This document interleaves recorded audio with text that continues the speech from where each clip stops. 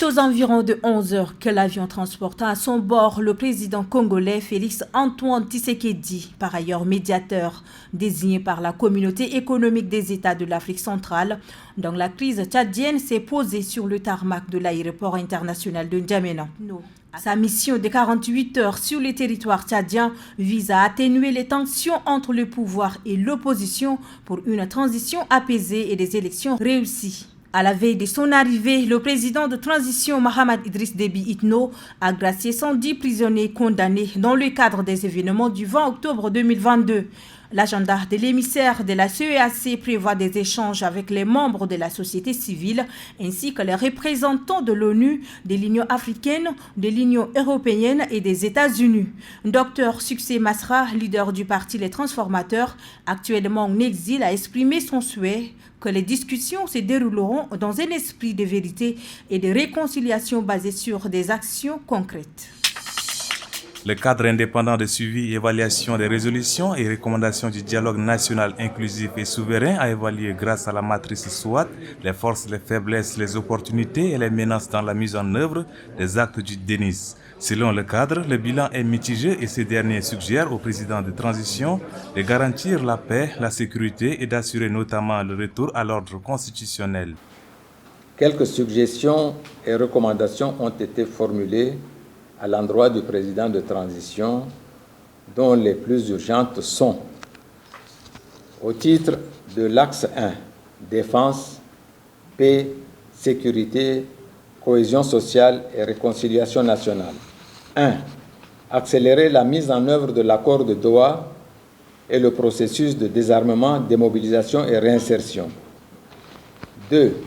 Accélérer la création et l'opérationnalisation du mécanisme intégré de prévention et gestion des conflits, doté de moyens conséquents et d'autorités suffisantes pour juguler les conflits intercommunautaires qui se développent à l'intérieur du pays. Au titre de l'axe 2, retour à l'ordre constitutionnel.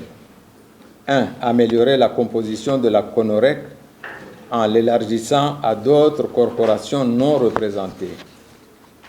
2. Imputer un changement de posture politique en travaillant pour la conquête de l'opinion nationale et internationale à travers un plan de communication sur la mise en œuvre des résolutions et recommandations du dialogue national inclusif et souverain. Selon le cadre, ce rapport sera présenté dans les jours à venir. Il faut indiquer que ce cadre est né des cendres du DENIS dans le but d'assurer l'application des résolutions et recommandations de ces assises. Pour une visite de 3 jours, la secrétaire générale adjointe de l'Organisation des Nations Unies, Amina Diane Mohamed, a posé sa valise depuis hier à N'Djamena, dans la capitale du Tchad. À cette occasion, une feuille de route est établie pour une rencontre avec les forces vives du pays. Hier, c'était avec les leaders des femmes qu'elle s'est entretenue dans un hôtel de la place. Une rencontre qui a permis à la ministre des Jantes et de la Solidarité nationale de situer à la secrétaire générale de l'ONU le rôle que joue la jante féminine dans la conduite de la transition. Les femmes que vous voyez, nuit et jour, que ce soit des femmes dans la gouvernance ou que ce soit des femmes au développement d'une façon informelle, se sont vraiment investies pour que la stabilité règne à travers plusieurs campagnes de sensibilisation qu'elles ont eu à mener. Avant de quitter le sol tchadien, Amina Diane Mohamed animera conjointement une conférence de presse avec le Premier ministre de transition, Saleh Kebzabo. Et bien sûr que leur mandat est terminé, mais pour élire un bureau, on a besoin de s'entretenir. Et comment on doit organiser ces élections. Mais il y a un groupe qui s'est présenté à notre grande surprise le mercredi. Ils sont très bien armés et ils sont venus juste attaquer le bureau. Et ils ont brûlé le bureau, ils ont attaqué les anciens et le personnel de l'université. Et je crois que ça n'a pas l'image d'un étudiant. Et quand le bureau est mandat terminé, maintenant, en commun accord avec les autres bureaux et les chambres des délégués, ils doivent proposer le COE qui doit prendre du temps et organiser les élections. Et ce n'est pas par la violence qu'on doit organiser les élections. C'est difficile qu'on doit organiser les élections dans la violence. Et maintenant, ils sont obligés de se retirer, rester tranquilles.